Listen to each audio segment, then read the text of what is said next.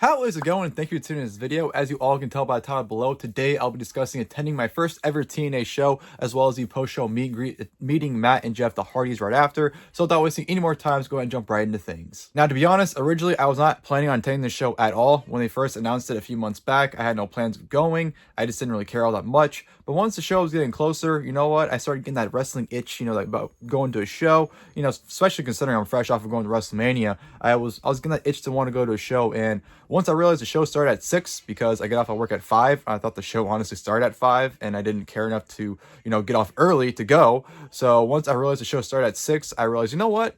Why not check going to a TNA show off my wrestling bucket list? Because the last time TNA was here was 15 years ago, 2011, and then been here since, and I'm not sure when they'll be back, if ever. So I figured, why not go to the show on Thursday? I know they're coming here for 2 nights, Thursday and Friday. Thursday for the live show on AMC, and then, Friday for the tapings. But obviously Thursday being live was going to be a bigger show. So I figured, you know what? I'll go to Thursday show, just honestly, simply just to say that I've been to a TNA show. So I got my tickets to the show, and I figured, you know what? Why not add to the experience? Why not add to, to my first ever TNA show? And that's why I decided I was going to meet the Hardys, honestly.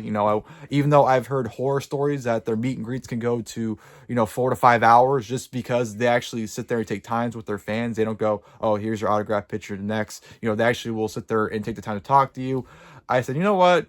YOLO. That's kind of been my mentality lately with stuff. It's just kind of been YOLO. I know it's 2026, not 2010, but that's kind of what I've been thinking lately in terms of like doing things. So that's why I got the meet and greet with the Hardys, just to add to my experience to my first ever TNA show. And that's how we ended up here. So yes, we finally made it to Thursday, or this past Thursday now, obviously, but let's, let's talk like Thursday was currently going on. So Thursday comes around. I get off of work, I go straight to the parking garage where I was parking at. It was right down the street from the Memorial Auditorium, so it was perfect for me. I was fresh off of work, so I actually changed in the car because I didn't want to risk any time, being stuck in traffic and being late. So I got out, went straight to the Memorial Auditorium, got in within seconds. It was very easy to get through security and everything, and, get my ticket scanned. And immediately I went straight to a little table in front that had where you got your voucher to meet whoever you're meeting that day. So I went there, redeemed my ticket to meet Matt and Jeff Hardy, which in a way I kind of was hoping I got to keep that voucher, because I don't know, I'm a weirdo. I like keep little things like that as like memorabilia for shows and everything, but I wasn't able to keep it. That was their ticket to give to them once you met whoever you're meeting. So it is what it is. I'm not going to complain. Like I said, it was something that I wish I was able to keep. I looked at the merch real quick. There wasn't really anything interesting to me. I was hoping there was maybe a show exclusive thing there, but there was nothing absolutely there. So after that, I decided to go straight to my seat. I had upper balcony seats. So I went up there, had front row upper balcony seat though. So, the way the Memorial Auditorium set up, there isn't a bad seat in the house. You can sit anywhere and still have a great view of where you're sitting. So I had a great view right there. I was honestly pleased with the viewing I had. I had no complaints. I had a perfect view, perfect seat in my opinion. And as I sat there was a match going on, which I was assuming was being taped for Explosion, which I think is like either a YouTube thing they do. I'm not entirely sure. It was a 3-way match with Brittany Brooks, Jada Stone, and Harley Hudson. And honestly, I'm not even entirely sure who won. I don't remember who won the match. I cut the last few minutes of it. I just remember Brittany Brooks being booed, and that's all I honestly remember about that match. Like I said, sat down the last few minutes of that, and once that ended, the main show was starting like minutes later. And then, of course, we got into the show kicking off. Show started off with the number one contenders battle royal for the TNA World Championship. And for a number one contenders match for the world title, there's a whole bunch of jobbers in there. There's a few notable names, but mostly everybody was a jobber. People being thrown out left and right. There were people in the ring for like seconds. Like I feel like the first 20 seconds, like 5 people were already thrown out. So people were just being thrown out left and right immediately. And as this match is going on, I was sitting there just minding my own business. I kind of get like, hey. And I'm like, hello. Someone's next to me, and someone's going, hey, are you by yourself? And I'm like, yeah, I'm here by myself at the show. And he goes, oh, well, today is your lucky day because of your Hardy shirt, because I was wearing a Hardy shirt. You've been upgraded. And today is your lucky day, and here you go. He hands me over a ticket. He goes, I'm sorry to do this to you, but now you have lower section seats instead. And I go, oh, awesome. Thank you. I appreciate it. I didn't really think anything of it, but I was like, oh, cool. I guess, I'm just I just thought I was in the lower section part. I didn't really think anything of it. But once I was heading down there looking at my ticket, I realized I got a front row seat. So I was upgraded from front row balcony, upper balcony, to front row floor seat, which obviously I had no issues with. I just thought, what are the odds? What were the odds I got picked out to be the person to get upgraded like that? I mean, the person that did it had an all access badge on, so obviously it's someone from TNA. But I just think maybe they're looking for anybody that might have been by themselves to upgrade up to there. But I just thought, what are the odds? I was the one that got picked out for it. And of course, it's the one show that I don't bring Audrey with me as well. So I lucked out in that situation. But yeah, as I was going down to my seat, that's when Eric Young won the Battle Royal. So I don't really have much thoughts on the match itself. It was very, very short. It was like a 5-minute Battle Royal, if that. Like I said, it was short enough to where by the time I got up out of my seat, to my seat, the match was over. So, and there was like more than a handful of guys in the ring still by the time I left my seat to the other seat. So it was a very short Battle Royal. Not much to say about it, to be perfectly honest. But yeah, moving down front row, I will say this, it definitely added to the experience. At that point, I was just being a full-fledged mark, because I was like, you know what? While I'm here, I might as well just go crazy and just be a mark for the show. And that's exactly what I was going to do. And that's exactly what I did. Not what I was going to do. It's exactly what I did. So yeah, it was definitely a great time. The people around me were great as well. They were definitely adding the experience, honestly. They weren't like obnoxious marks. They were just like kind of being a kid, just having fun type marks. So definitely added the experience for me. And yeah, that upgrade definitely made my first ever TNA show that much more enjoyable. I'll say that. And following that Battle Royal, we had Yǐng, formerly known as Xia Li, which I'll probably just call her that because it's easier to roll off the tongue for me. Personally, the new Knockouts World Champion come out and pretty much say how she's happy that she was able to bring the TNA Knockouts World Championship back to TNA instead of, someone from NXT holding it. And she just kind of promo, Xia Brookside came out, interrupted her, and pretty much just said she was coming for the title. And, Xia Li obviously called her out and said, let's do it right now. Brookside's like, nah, I'm good. And that was pretty much that. So obviously setting up their program going forward. And, not really much to say about that. And then we had Keith Jardine, I believe his name was, promoting Over Your Dead Body. Never heard of him. I'm sure no one else in the arena heard of him either. He had a whole pull apart segment with the concierge, Mr. Elegance. So that was just a thing that happened. I don't think anyone really cared for it. It was just something that was there. And following that, we had, which I thought was match of the night personally, the SacTown street fight between AJ Francis and Casey Navarro. Think about that. AJ Francis had a match of the night. Who would have ever thought that? Who would have ever thought that? I know the commentator for the, I guess now Sacramento Ace, was on commentary for this match. He came out, big guy, by the way. I was surprised how tall he was when he came out. So I know he's on commentary, but yeah, the match itself was so much fun. This was a very fun match. A lot of weapons used, a lot of cans, a lot of tables being set up, a lot of great spots. Casey Navarro beating the hell out of AJ Francis with a bat, put a trash can over his head, and then of course ran all four corners into AJ Francis in the trash can, doing a drop kick. Even the referee going safe after the spot. That was great. At one point, the chairs were set up in the ring, and AJ Francis was going for a choke slam on Casey Navarro. But as he went for it, Casey Navarro was able to counter it into a cutter right through all the chairs for a 2 count, which was absolutely insane. And then obviously there were some tables set on the outside.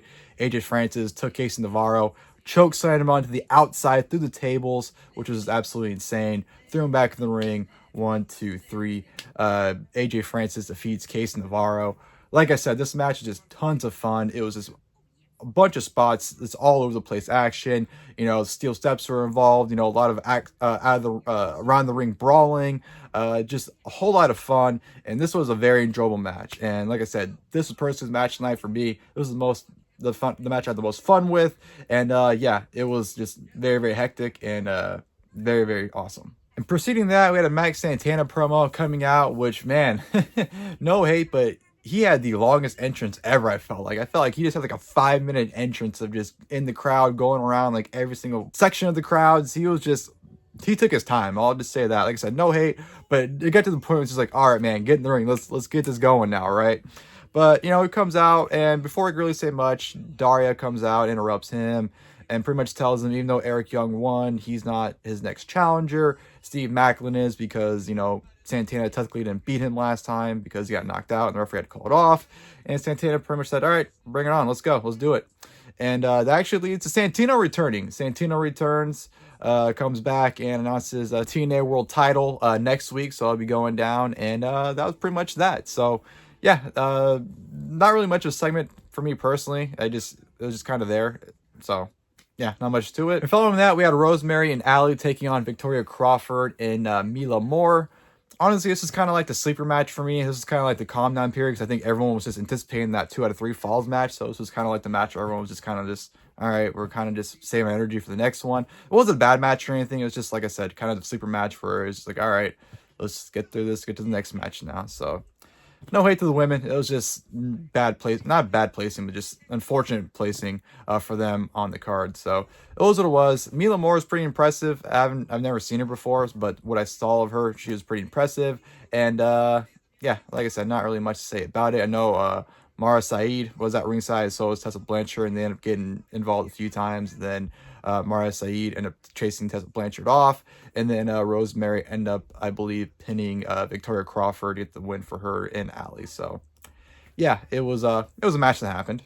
And then after that match, between commercial breaks, we had the announcement that after the 2 out of 3 falls match, they'll be taping some more matches, which was a surprise to me, because I was under the impression they were just doing the 2-hour show and that was it, because I knew they were doing the tapings on Friday, so I thought they'd be doing all the tapings on Friday. I was completely unaware they would be doing more tapings after the show, so that completely threw my schedule off, because I was like, man, I was trying to be home as soon as possible because I had to get up for work the next morning. So I was like, oh man, making this show longer wasn't what I was planning for. So even though I was glad to be seeing more, I was kind of like, that just kind of threw my plans off. So yeah, she was advertising 2 Champions Challenge, which I didn't know those matches were happening, but they advertised those matches for the Friday taping.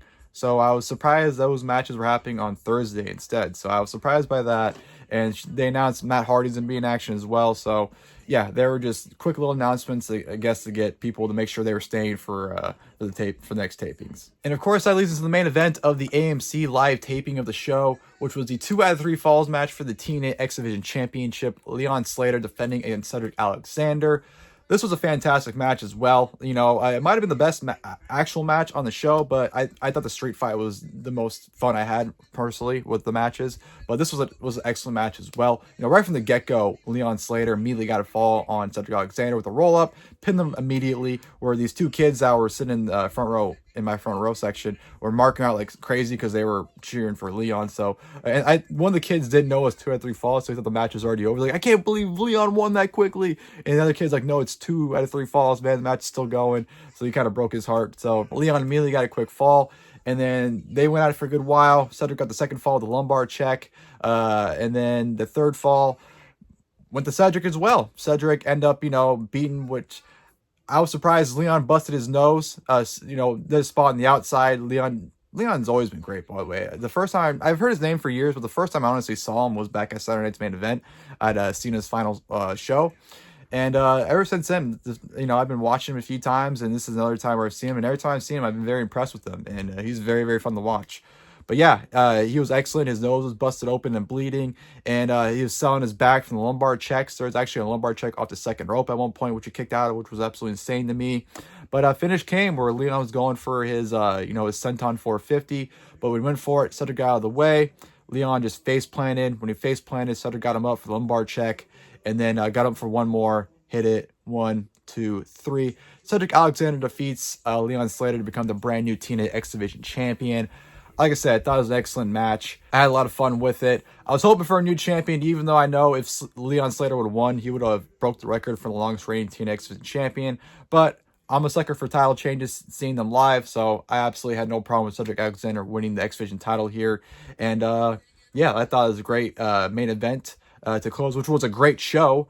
But before the show ended, as Cedric was celebrating, the lights went out. Everyone was wondering who was coming out, and it was none other than Fabian Aichner, formerly known as Giovanni Vinci in WWE.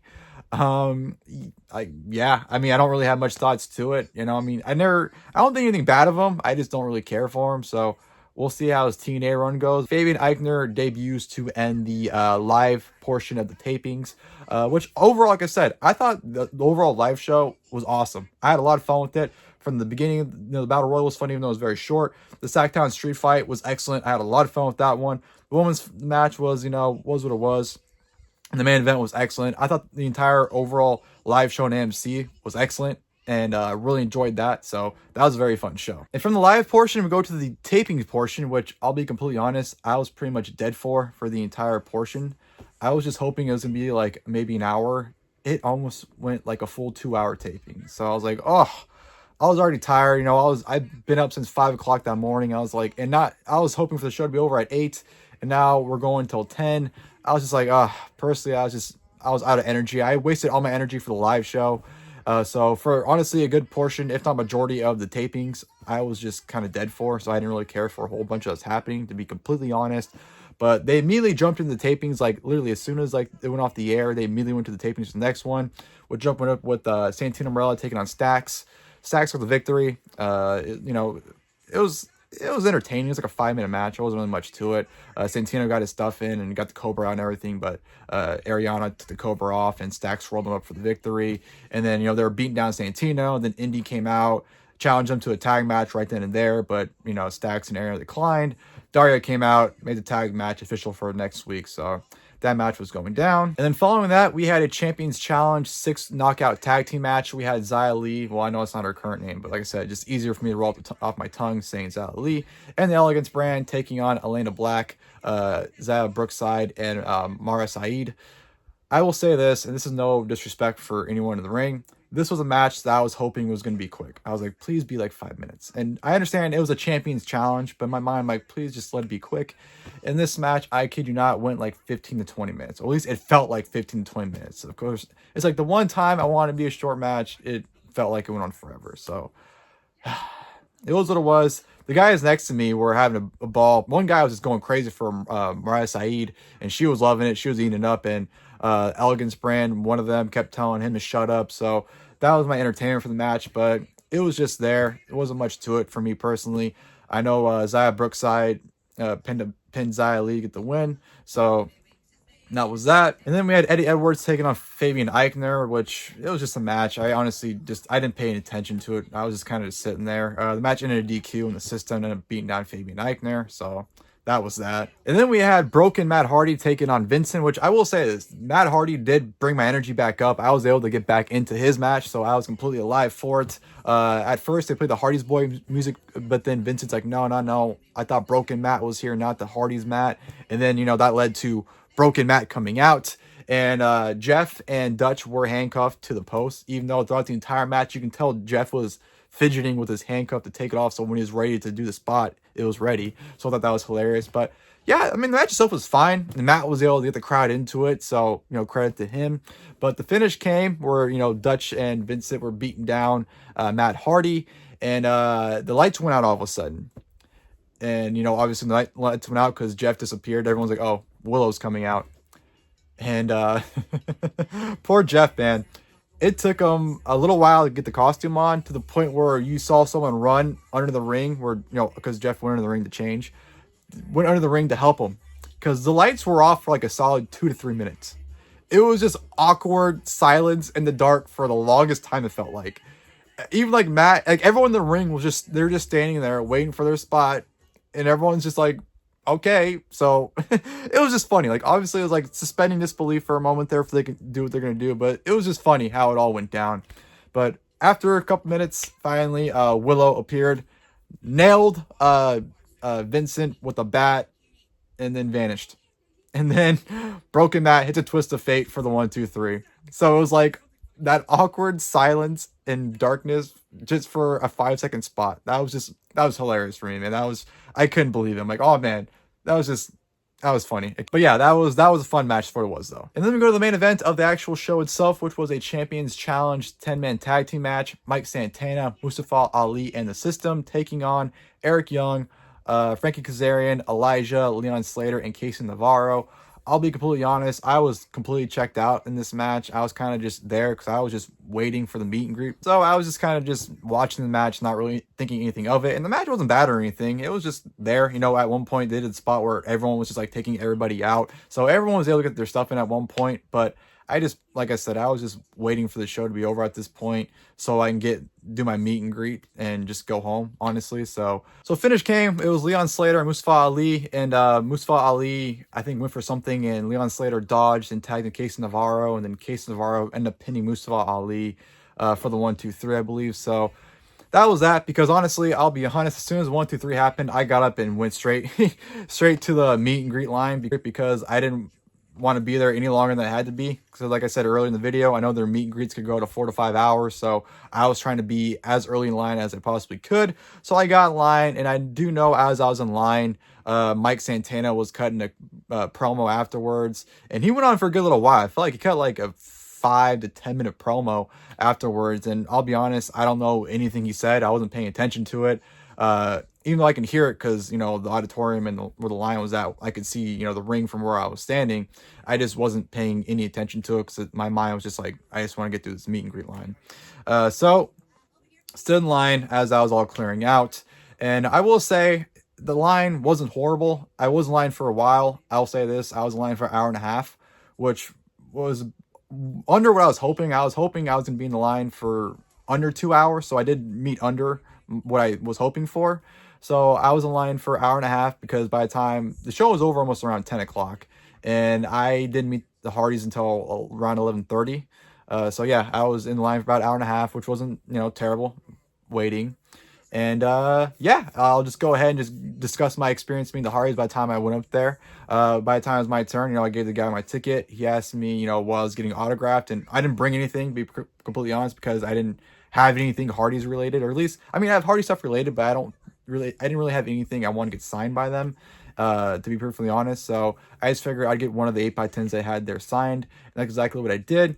I went up there, immediately started talking to Jeff. You know, he was very, very nice, even though you can tell he was very tired. You can tell in the photos we took, he looked tired. So you can tell Jeff was tired. Matt was very talkative as well. He was very, very nice.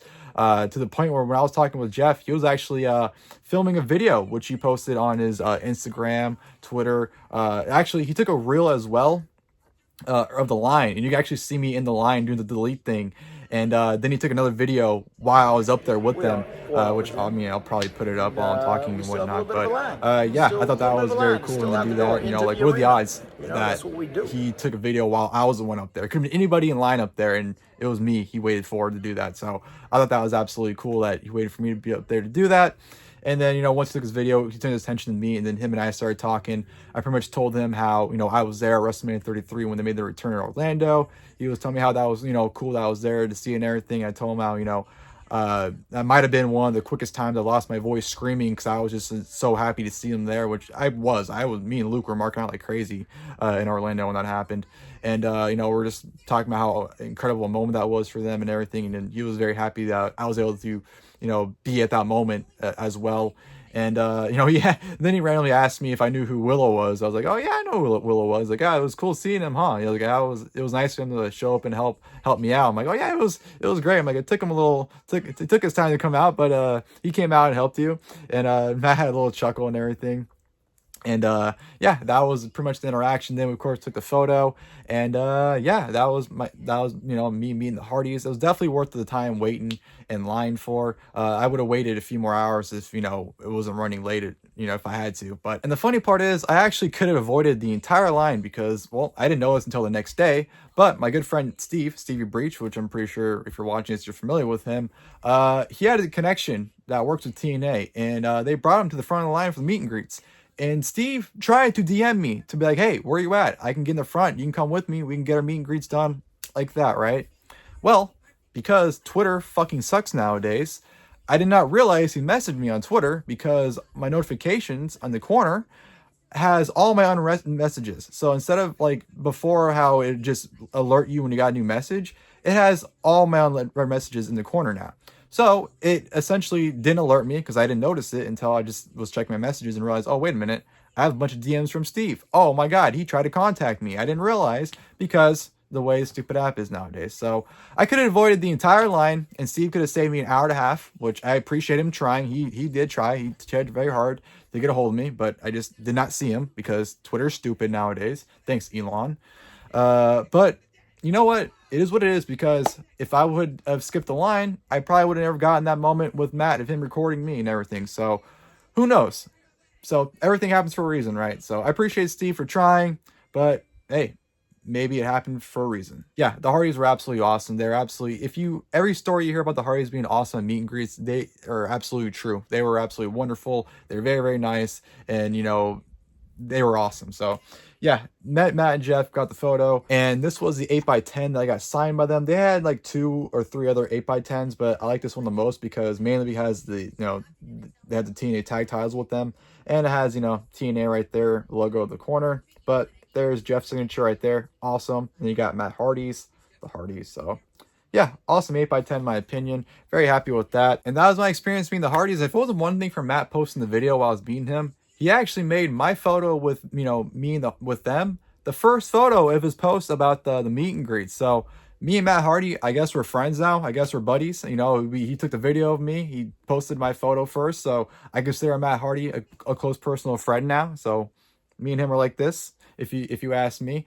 But yeah, that was my experience attending my first ever TNA show. Because yeah, after the meet and greet, I just went straight back to my car, went straight back home, went right to bed because, I had to be up for work the next day. And yeah, that was my experience at my first ever TNA show. I had a ton of fun. It was definitely worth the experience.